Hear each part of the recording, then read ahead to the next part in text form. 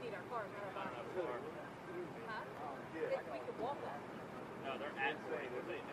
Yeah. Why did that? Well, they go right down. Yeah, way back. I know. These one of the cars. Yeah, 2009. I can hear you now. 2009. Okay. We haven't started yet. I'm at the watching this thing now, bro. Yes, sir. I was going to ask you if I turned up the mic stand.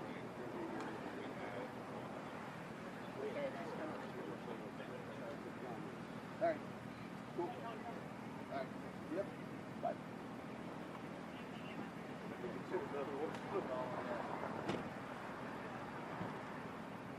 We need an episode too. Even Kai said that. He's like,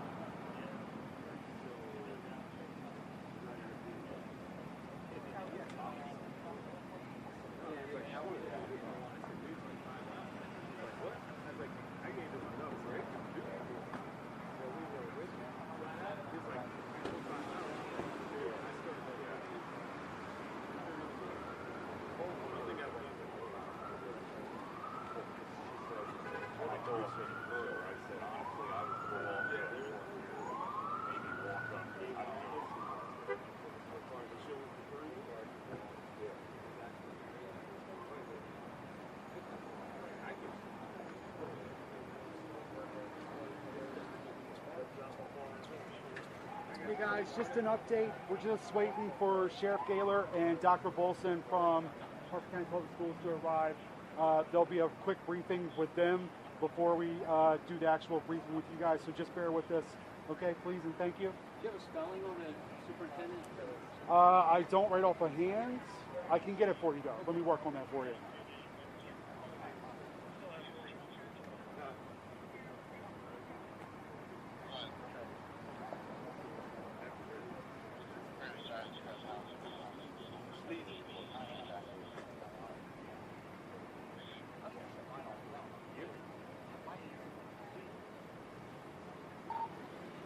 You might want to park at the post office.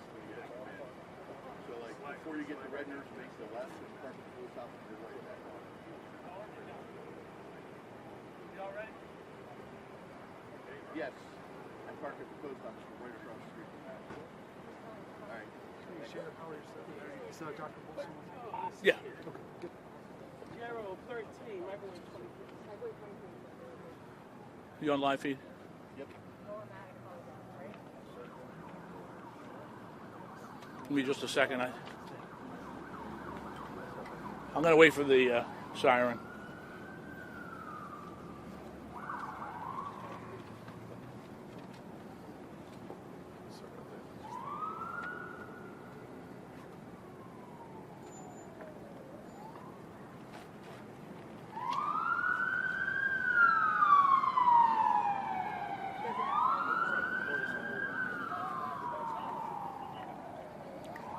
Everybody ready? All right, good afternoon, everyone. Sadly, we stand here today to discuss another school shooting. I'm very thankful. This came out at 12:36 today. Our Department of Emergency Services Dispatch Center took calls for what was possibly an active shooter incident. Thankfully, that was not the case, but we did have a shooting that took place in the school. One suspect, one victim. At 12:36 again was the initial call. There was the SRO assigned to the school who was in the school who did not hear the shot as the principal, I apologize, the principal of the school also was in the school at the time, did not hear the shot, but heard the commotion that resulted from it. Both the principal and our SRO responded to the scene. Nurses, the shooting took place in a first floor men's bathroom. After the initial shooting, the suspect left the bathroom, left the school. Other individuals in the school brought the victim out into the hallway where he was immediately attended to by nurses as part of the public school system. Within the first 2 minutes, we had our first response deputy on the scene. Within 15 minutes, more than 100 police officers were here from all of our local partner agencies, Bel Air, Aberdeen, Havre Grace, the Maryland State Police, as well as Transportation Authority, and I know I'm going to miss somebody. Baltimore County Police sent units up into the county. ATF is here. I've received calls from other jurisdictions offering their support. The medics from Department of Emergency Services were here in a matter of minutes as well. Immediately attended to the patient who was airlifted to a trauma center. Again, he is the victim in this shooting is a 15-year-old male who is in serious condition. Last we heard, the suspect in the case, thanks to our community members, the suspect in our case was apprehended within minutes. He's a 16-year-old student at the school. This was his first day, although we're 4 days into the school year. This was his first day in the school, and this altercation apparently took place in the bathroom that resulted in a single shot, what we believe to be a single shot being fired, which struck the victim. He went a short distance away to some houses. They also called the police, called dispatch. Information was given to responding deputies who were able to encounter him very quickly and make an arrest.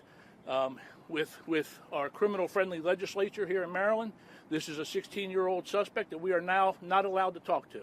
So as far as trying to give some information, our detectives to get information about the questions I have, that all of our partners behind me have, as to why we're not allowed to ask the suspect in this case.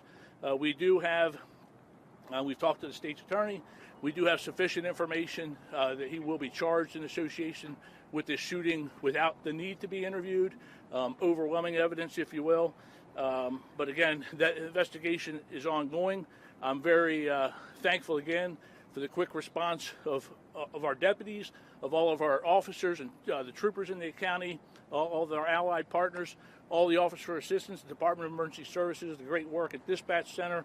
I know Rick Ayers is with us, the Director of DES, County Executive is with us.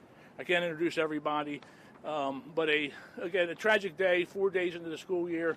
We're all familiar with the horrible shooting that took 4 lives in Georgia just a couple of days ago, and here we stand in Harford County with a school shooting.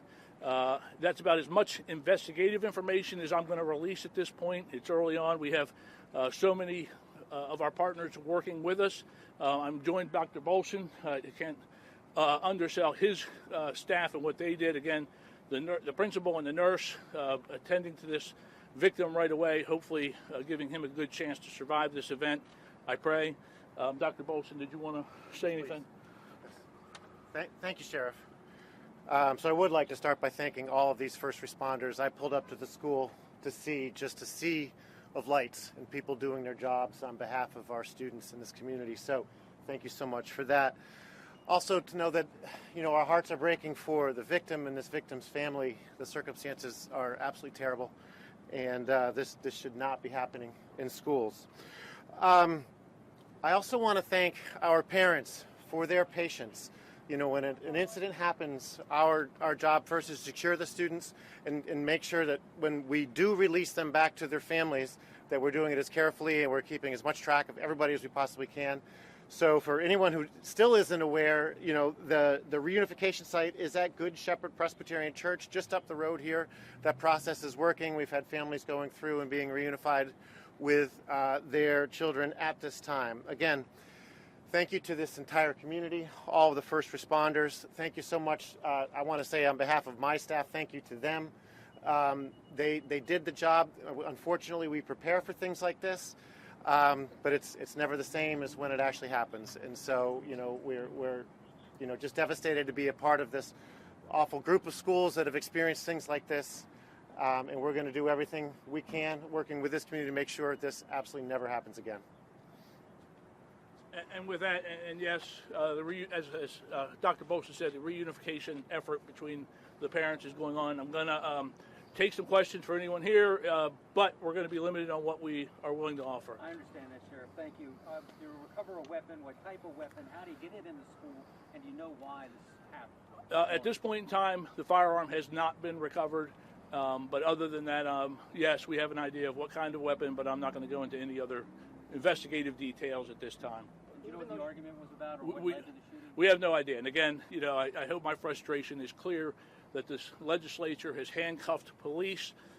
There are families of every other student in that school and the parents of the shooter who have a right to know why we all stand here today and why there's a person who has been shot in one of our schools, and we are not allowed to ask the person who committed that act because of this crazy legislature we have in this state.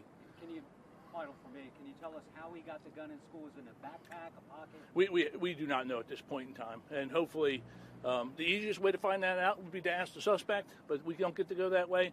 So hopefully the investigation, as we again continue to work the investigative side of this, we have a ton of investigators on scene. I would probably undersell if I tried to give you a number, but our investigators will work this case diligently with our partners and hopefully come up with those answers. Does the school have metal detectors? Does not. Does not. Were there any prior warnings or inklings of a dispute that was brewing before this? There was an incident involving some Joppatowne High School students yesterday. I have not heard that event is related to this event in any way, but I don't want to appear to be lying, giving you false information that we later find out those two incidents were tied together. The answer right now is not that we're familiar with. So, Sheriff, you talked about the laws, and especially when it comes to juveniles, and you said this was his first day in school, even though school started 4 days ago. With those laws, are you able to determine why he showed up to school today? How frustrated are you with that? I don't know if that's a normal thing. Obviously, the normal thing is to show up on the first day of school, but I think I'd have to defer to Dr. Bolson whether that's like out of the norm for some of our students in some of our schools. I mean, we have the first week of school, we have students who show up. I mean, most of our students show up on the first day as they should, but in some cases that doesn't always happen. So we do see students coming to us, enrolling with us, maybe coming from other places, not clear on when we were starting, but we'd have to look into the specifics of this case. Sheriff, this is for you. Back to the laws. You said the gun hasn't been found yet. Correct. I guess that's part of the investigation that your deputies can't do, right? Is that frustrating for this investigation? Oh, absolutely. And we know we don't have it, so unless it was dropped in the school or somewhere between the point he was picked up, or was it given to another, we have no idea. And again, the easiest way to get that answer is we have a person who we're going to be charging as an adult for committing a heinous crime in a school, and we're not allowed to talk to him. That is lunacy. Superintendent, as far as when Monday rolls around, is school expected to resume? What are the plans? Is there counseling for students who went through all this? There will definitely be counseling. In terms of opening and sort of re-entering the school, we haven't sorted that out yet. We want to make sure our students are able to get back with their families. Once we have that taken care of, we'll start working on the next steps for getting school open and returning to business as usual. And I don't know, you said school was prepared for something like this. Can you tell us the extent of that preparation and how much of it played a role in this incident? Of course. We prepare for all emergency incidents, things we've seen going on around the country or other types of emergencies. And so, our schools, our staff is all trained in active shooter. In this case, this incident, I think, occurred around the time of right after a class change. So there's usually a lot of students moving around. But even in terms of, what's our response?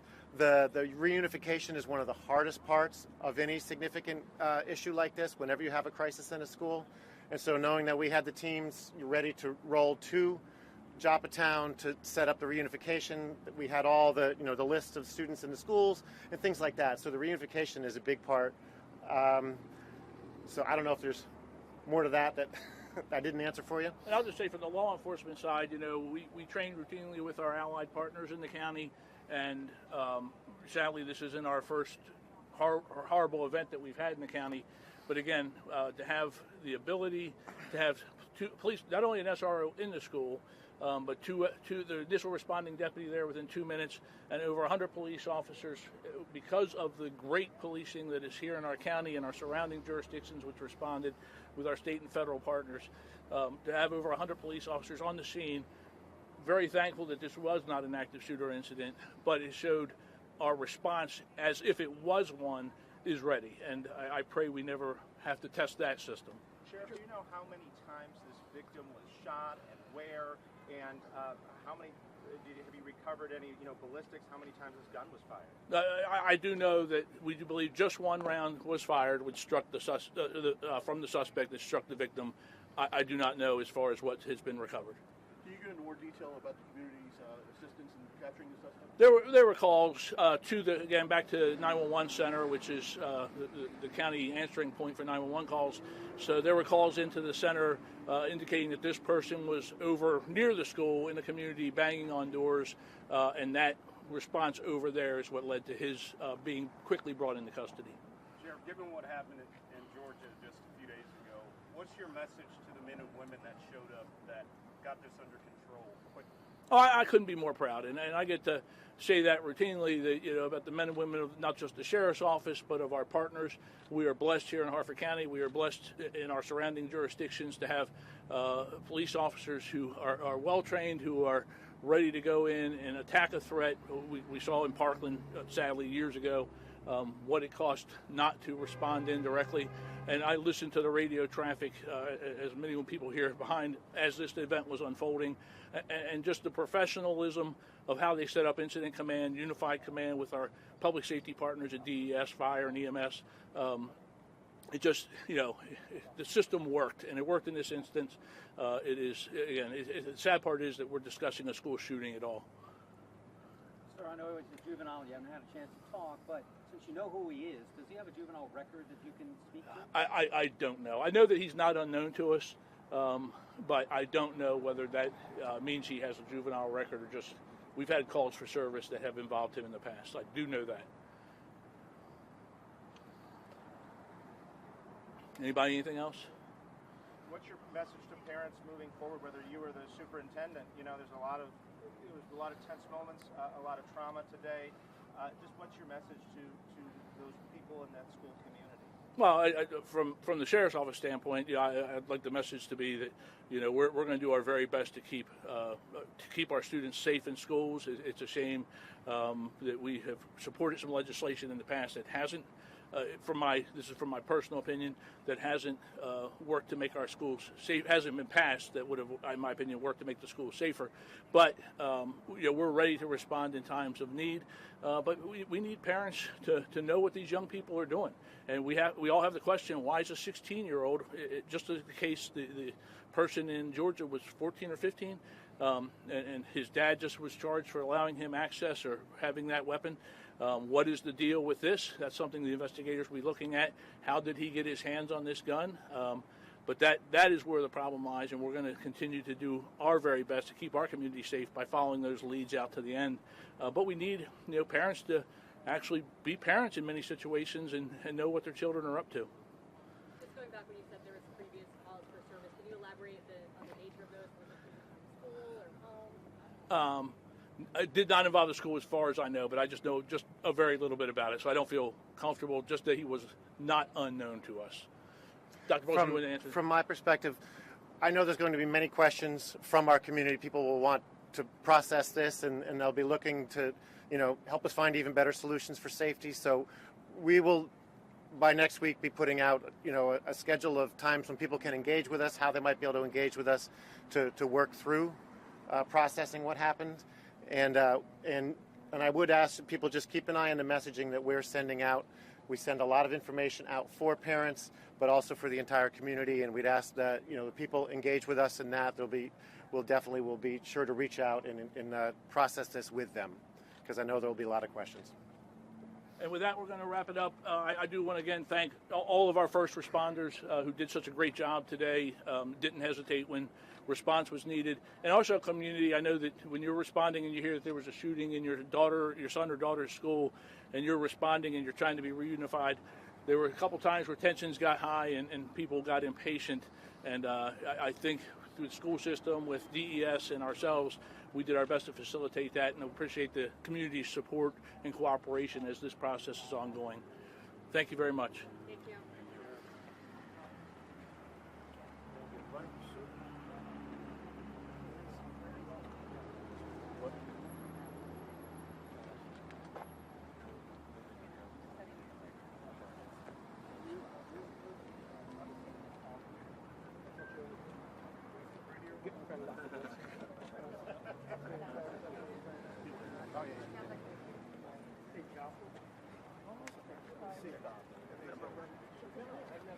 Davis, my